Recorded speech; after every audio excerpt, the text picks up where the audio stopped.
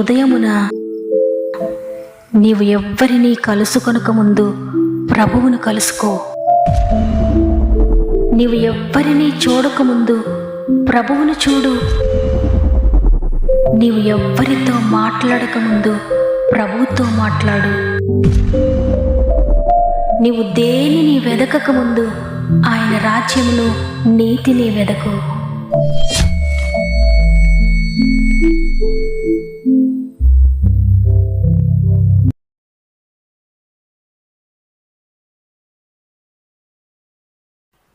Praise the lord.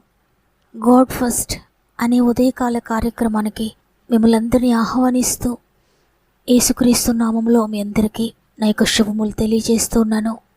ఎలా ఉన్నారు దేవుని బిడ్డలారా? బాగున్నారా? మీరు మీ పరిస్థితులు ఎలా ఉన్నాయి? దేవుడు మీకు తోడుగా ఉన్నాడని నమ్ముతున్నాను. ఎందుకంటే ఇంతగా మనల్ని ప్రేమించి మనం లేవగానే మనతో మాట్లాడుతున్నారు ఆయన మాట తీసుకొని మీ దినమని ప్రారంభిస్తే ఆయన మీకు ఈ దినమంతా ఏం చేయాలి, ఎలా చేయాలి అని ప్రతి విషయంలో కూడా నీకు ఆలోచన చెప్పి నిన్ను నడిపిస్తారు. కాబట్టి వాక్యముతో ప్రార్థనతో మీ దినమని ప్రారంభించండి. దేవుని కృపను పొందుకోండి. మరి ముఖ్యంగా మీకు ఏమైనా ప్రార్థన అవసరతలు ఉంటే కామెంట్స్ ద్వారా నాకు తెలియచేయండి. దేవుడు నా హృదయంలో పెట్టిన భారమును బట్టి మీ అందరి కొరకు ప్రార్థించి మిమ్మల్ని అందరినీ దేవుని చేతిలో పెడుతున్నాను. ప్రార్థించండి. ప్రార్థన ద్వారా అద్భుతాలు చూడబోతున్నారు. ఈ వాక్యం చివరిలో మీరందరూ కూడా ప్రార్థనలో ఏకీభవించండి. పరిశుద్ధాత్మ దేవుడే ఈరోజు మీ అందరి జీవితాల్లో జోక్యం చేసుకోబోతున్నారు. మీ జీవితంలో ఇంతవరకు జరగని కార్యములను ఆయన చేయబోతున్నారు.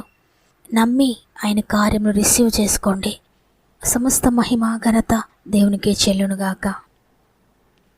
ఈరోజు ప్రభు మనకిస్తున్న వాగ్దానాన్ని చదువుకుందాం. మత్తయి సువార్త 6వ అధ్యాయము 8వ వచనము. మీరు మీ తండ్రిని అడుగక మునిపే మీకు అక్కరగా ఉన్నవేవో ఆయనకు తెలియను. ఆమేన్. తండ్రి అయిన దేవునికి మీకు అక్కరగా ఉన్నవేవో, మీకు ఏది కావాలో, మీ కొరత ఏంటో, మీ లోటు ఏంటో పూర్తిగా తెలుసు. ఒక చంటి బిడ్డ తనకు ఏమి కావాలో, అది ఎలా సంపాదించుకోవాలో, ఎక్కడికి వెళ్ళాలో, ఏం చేయాలో తనకు ఏమీ తెలియదు. ఆకలైనప్పుడు ఏడవడం తప్ప ఏమీ తెలియని ఆ బిడ్డకు ఏ సమయంలో ఏది కావాలో, ఎప్పుడు ఎక్కడికి తీసుకువెళ్ళాలో, ఎప్పుడు ఏం చేయాలనేది అన్నీ కూడా వారే చూసుకుంటారు. ఆ బిడ్డ ప్రశాంతంగా నిద్రపోతూ ఉంటాడు. తనకి ఏది కావాలో సమస్తము కూడా ఆ కుమారుడు అడగక ముందే అన్నీ సమకూరుస్తూ ఉంటారు. అదేవిధంగా మనం అడగక ముందే మనకు అక్కరగా ఉన్నవేవో ఆయనకు తెలుసు. అయితే చాలామంది అంటారు, ఆయనకు తెలిసినప్పుడు ఇంకా ఎందుకండి అడగడం, మనకి ఏది కావాలో అన్నీ మనం అడగక ముందే ఆయన ఇవ్వాలి కదా అని. ఎందుకు మనము ఆయనను అడిగి పొందుకోవాలి అంటే, మనం ఆయనను అడిగి ఆయన మనకు దయచేసే ఈ క్రమములో అనేక ఆధ్యాత్మిక పాఠాలు ఆయన మనకు నేర్పిస్తూ ఉంటారు. దేవుడు మనకు పాఠాలు నేర్పేందుకు ఉపయోగించే మార్గాలలో ఇది ఒకటి. మీకు అక్కరగా ఉన్నవేవో ఆయనకు తెలుసు. మీ బాధలేంటో ఆయనకు తెలుసు. మీ శ్రమ ఏంటో ఆయనకు తెలుసు. మీ కన్నీరేంటో ఆయనకు తెలుసు. కానీ ఈ పరిస్థితులన్నిటినీ దాటుకుంటూ ఈ శ్రమల మధ్యలో ఆత్మలో వర్ధిల్లాలని, ఇంకా ఆత్మీయంగా ఎదగాలని, ఈ లోకాన్ని మాత్రమే కాకుండా దేవునికి దగ్గరగా ఉండాలనేదే ఆయన ఉద్దేశము. ఈ 6వ అధ్యాయంలోని 31వ వచనం నుండి మనం చదివితే, కాబట్టి ఏమి తిందుమో, ఏమి త్రాగుదుమో, ఏమి ధరించుకుందుమో అని చింతించకుడి. అన్ని జనులు వీటన్నిటి విషయమే విచారింతురు. ఇవన్నీ కావలెనని మీ పరలోకపు తండ్రికి తెలియను. కాబట్టి ఆయన రాజ్యమును నీతిని మొదట వెతుకుడి, అప్పుడు అవన్నీ మీకు అనుగ్రహించబడును. చూడండి, ఎంత ప్రశస్తమైన మార్గమును దేవుడు మనకు చూపిస్తున్నాడు.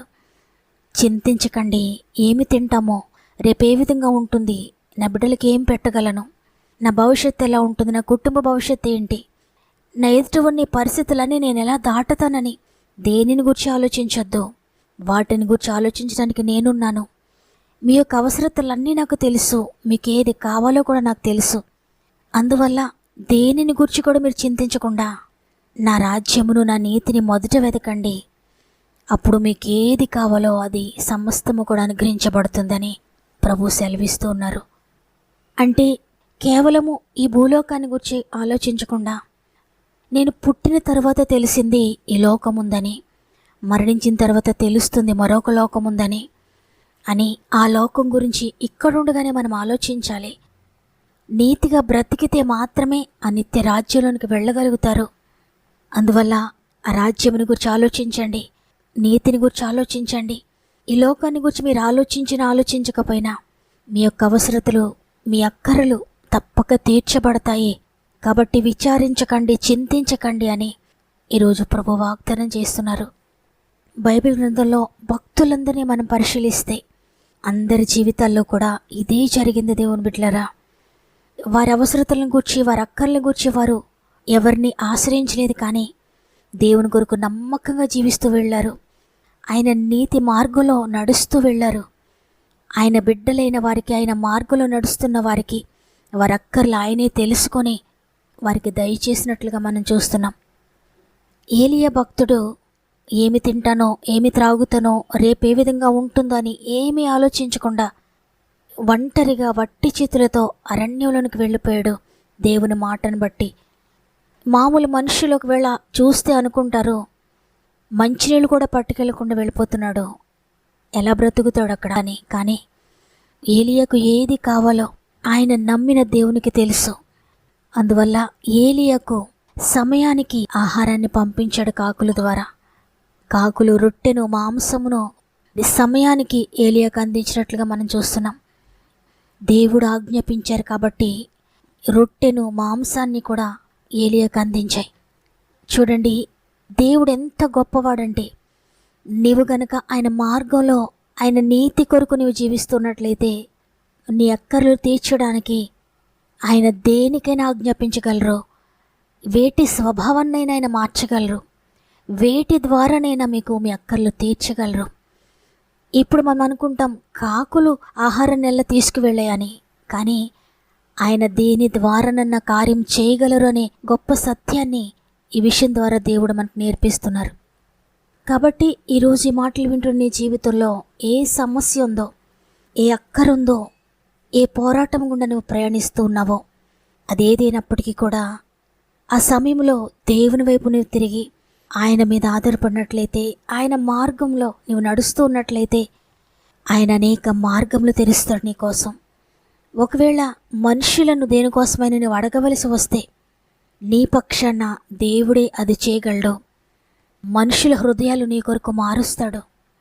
ఆయన నీ కొరకు మనుషులతో మాట్లాడతారు, వారిని ప్రేరేపించి నీకు సహాయం చేయించగలడు. మనం మాట్లాడితే మనుషులకు వేళ మన అవసరాలు తీర్చలేకపోవచ్చు, కానీ దేవుడు ప్రేరేపిస్తే, దేవుడు మాట్లాడితే, దేవుడు ఆజ్ఞాపిస్తే మనకంటే ఎక్కువగా వారు వెంటనే ఆ కార్యము నీ కొరకు చేయగలుగుతారు. ఆయన ప్రతి విషయాన్ని నీ కొరకు చేయించగలడు. కాబట్టి నీ అవసరాలు తీర్చుకోవడానికి నీవు ప్రయాసపడకుండా దేవుని కొరకు నువ్వు ప్రయాసపడితే, ఆయన మార్గంలో నువ్వు నడిస్తే, ఆయన రాజ్యమును, నీతిని నువ్వు వెతికితే నీకు కావలసినవన్నీ ఆయన చూసుకుంటారు. నీవు అడగక మునిపే దేవునికి నీ అక్కర్లు తెలుసు. ఇక్కడ ఏలియా దేవుణ్ణి అడగలేదు, అయ్యా నన్ను వెళ్ళమంటున్నారు, నేను అక్కడికి వెళ్తే నాకు ఆహారం ఎవరు పెడతారో, నేను ఎలా పోషించబడతాను, నేను ఎలా ఉంటాను అక్కడని దేనిని ఆలోచించలేదు. కానీ దేవుని మాట ప్రకారంగా, ఆయన చిత్త ప్రకారంగా, ఆయన ఏది చెప్తే ఆయన మార్గంలో నడిచాడు. ఆయన నీతిని, ఆయన రాజ్యమును మొదట వెతికాడు. తన శరీరాన్ని గురించి, తన అక్కర్లను గురించి ఆలోచించకుండా తన శరీరాన్ని గురించి, తన అక్కర్లను గురించి దేవుడు ఆలోచించాడు, దేవుడు సమకూర్చాడు. కాబట్టి ఈరోజు నీవు ఏ అక్కర్లో ఉన్నా భయపడదు ప్రియ దేవుని బిడ్డలారా. గొప్ప వాగ్దానం చేస్తున్నారు ఆయన, మీ అక్కరలన్నీ నాకు తెలుసు. కాబట్టి ఏమి తింటామో, ఏమి త్రాగుతామో, ఎలా ఉంటామో అని దేనిని గురించి చింతపడకండి. మీరు చేయాల్సిందెల్లా నా మార్గంలో మౌనంగా వెళ్ళండి, నన్ను అనుసరిస్తూ నడవండి, నీతి కొరకు ఆకలి దప్పిక కలిగి ఉండండి, పరిశుద్ధంగా జీవించడానికి ప్రయాసపడండి. నా మార్గంలో మీరు నడుస్తుంటే, ఒకవేళ మీరు నడవలేకపోతున్నారా, నన్ను ఆశ్రయించండి, నేను నీతి మార్గంలో మిమ్మల్ని నడిపిస్తాను, నా శక్తిని మీకు అనుగ్రహిస్తానని ఈరోజు వాగ్దానం చేస్తున్నారు. అందువల్ల దేనిని గురించి భయపడకండి, ఏ విషయాన్ని గురించి బెంగ పెట్టుకోకండి. మీ సమస్తాన్ని ప్రభు చేతుల్లో పెట్టి ఒక పసిబిడ్డ పూర్తిగా ఏ విధంగా తల్లిదండ్రుల మీద డిపెండ్ అవుతాడో అదేవిధంగా దేవుని మీద పూర్తిగా డిపెండ్ అవ్వండి. ఆయనే మిమ్మల్ని నడిపిస్తాడు. మీకు అక్కరగా ఉన్నవేవో అన్నీ కూడా ఆయన మీ జీవితంలో దయచేస్తాడు, మిమ్మల్ని తృప్తిపరుస్తాడు. దేవుడిచ్చిన వాగ్దానాన్ని బట్టి ఆయనను స్తుతిస్తూ ఒక్క నిమిషం అందరం మోకరించి ప్రార్థన చేద్దాం. ప్రేమగల తండ్రి, నీకు వందనాలు నైనా. ఈ దినమును చూడలేని వారు ఎంతోమంది ఉన్నారయ్యా. కానీ నీ కృపచేత అనేక మందికి లేని గొప్ప అవకాశాన్ని మరల మాకిచ్చి ఈ నూతన దినమును మాకు అనుగ్రహించి మేము భయముతో దిగులుతో ఉండకుండా నూతనమైన వాగ్దానంతో మమ్మల్ని బలపరుస్తున్నందుకు నీకు స్తుతులు చెల్లిస్తున్నానయ్యా. ఇచ్చిన వాగ్దానాన్ని ప్రార్థనలో ఏకీభవిస్తున్న ప్రతి ఒక్కరి జీవితంలో నెరవేర్చండి. వారికి అక్కరగా ఉన్నవేవో మీకు తెలుసునయ్యా. మీరు చూచుచున్న దేవుడవు. ప్రతి అవసరతను తీర్చండి. ఏలియాకు కాకుల ద్వారా ఏ విధంగా ఆహారాన్ని పంపించారో అదేవిధంగా నీ దూతల ద్వారా ఆహారాన్ని పంపించండి. నీ సేవకుల ద్వారా ఆహారాన్ని పంపించండి. అయినా నీ మార్గంలో వారి అక్కర్లు తీర్చండి. నీ మహిమైశ్వర్యంలో ప్రతి ఒక్కరి అక్కర్లు తీర్చండి అయ్యా. తండ్రి, అనేక మంది బిడ్డలు అక్కర్లలో ఉండి ప్రార్థన అవసరతల్లో ఉండి కామెంట్స్ ద్వారా మాకు తెలియజేస్తుండగా ఈరోజు అందరి కొరకు మేము ప్రార్థిస్తున్నాం. ప్రతి ఒక్కరిని పేరు పేరు చెప్పున జ్ఞాపకం చేసుకోండి. ఎవరు ఏ బాధలో, ఏ శ్రమలో, ఏ కష్టంలో ఉన్నారో ప్రతి శ్రమ నుండి విడిపించి, ప్రతి కష్టం నుండి విడిపించి నెమ్మదిని, శాంతిని దయచేయండి. పాపపు బంధకాల నుండి విడిపించండి. రోగపు బంధకాల నుండి విడిపించండి అయ్యా. ఆర్థిక బంధకాల నుండి విడిపించండి. నానా విధమైన రోగములతో బాధపడుతున్న వారందరినీ లేవనెత్తండి. ఎవరైనా ఐసీయూలో ఉంటే అద్భుతకరమైన డివైన్ హీలింగ్ దయచేయండి. నీ వాక్కును పంపి స్వస్థపరచండి. కోర్టు కేసులో నలిగిపోతున్న బిడ్డలందరికీ త్వరలోనే విడుదల ఇవ్వండి. ఆలస్యం చేయకండి. అద్భుతం చేయండి. ధనాన్ని నష్టపోతున్న బిడ్డలందరికీ తిరిగి రెస్టోర్ చేయండి. వ్యాపారాలను అభివృద్ధి చేయండి. వ్యవసాయాలను అభివృద్ధి చేయండి. ఉద్యోగాలు మీరు తోడుగా ఉండండి. ఇంకా ఉద్యోగాలు రాని బిడ్డలకు ఉద్యోగాలు దయచేయండి. గర్భఫలం కోసం ఎదురు చూస్తున్న బిడ్డలకు అద్భుతం చేయండి. గర్భఫలం దయచేయండి. గర్భంతో ఉన్న బిడ్డల్ని చేతులకు అప్పగిస్తున్నాను. 9 నెలలు మీరు తోడుగా ఉండి సేఫ్ డెలివరీస్ దయచేయండి. విడిపోయిన భార్యాభర్తలను తిరిగి కలపండి తండ్రి. విచ్ఛిన్నమైపోయిన కుటుంబాలను తిరిగి కలపండి. తిరిగి శాంతిని, సమాధానాన్ని, మొదటి ప్రేమను దయచేయండి. ఇంకా ఎంతమంది ఏ అవసరతల కొరకు ప్రార్థిస్తున్నారో ప్రతి అవసరత మీ మహిమైశ్వర్యంలో తీర్చండి అయ్యా. ఇది నేను ప్రారంభిస్తూ ఉండగా ఈరోజంతా మాత్రం మీ కుటుంబానికి తోడుగా ఉండి ఈరోజు ఏ ప్రయత్నం చేస్తూ ఉన్నా, ఎక్కడికి వెళ్తూ ఉన్న ప్రతి ప్రయత్నంను కూడా సఫలపరిచి నిరంతరంగా ఆశీర్వదించి నడిపిస్తారని, ప్రత్యేకంగా ఈరోజు పుట్టినరోజులు, పెండి రోజులు జరుపుకుంటున్న వారికి ఈ సంవత్సరం అంతా మీరు తోడుగా ఉండి ఆత్మీయంగా, శారీరకంగా, మానసికంగా కూడా బలపరిచి నడిపిస్తారని, ఇంతవరకు వారు ఏవి ఆశించి పొందుకోలేకపోయారు, ఎన్ని సంవత్సరాలు దేన్నైతే వారు పోగొట్టుకున్నారో ప్రతిదీ కూడా తిరిగి వారికి నూతన సంవత్సరంలో దయచేయండి. ఆత్మీయంగా రెట్టింపు ఆశీర్వాదాలు దయచేయండి. శారీరకంగా, మానసికంగా కూడా ఆశీర్వదించండి అయ్యా. గత సంవత్సరాల్లో వారు కోల్పోయిన పంటను తిరిగి పొందుకోవడానికి నీ సహాయం దయచేయండి. ఈ సంవత్సరం అంతా కూడా మీరు తోడుగా ఉండి నడిపించండి. యేసయ్య పరిశుద్ధమైన నామంలో అడిగి వేడుకొంచున్నాను తండ్రి, ఆమెన్. దేవుని బిడ్డలారా, దేవుడి మాటల ద్వారా మీతో మాట్లాడినట్లయితే తప్పక మీ ఆత్మీయులందరికీ షేర్ చేయండి. అనారోగ్యాలతో ఉన్న వారికి వాక్యాన్ని వినిపించండి. ఆశీర్వాదాలు పొందుకుంటారు. దేవుని చిత్తమైతే మరో రేపు అందరం కలిసి ఆయనను స్తుతిందాం. అంతవరకు ప్రభు మీకు, మీ కుటుంబాలకు తోడు ఎండి నడిపించునుగాక. God bless you.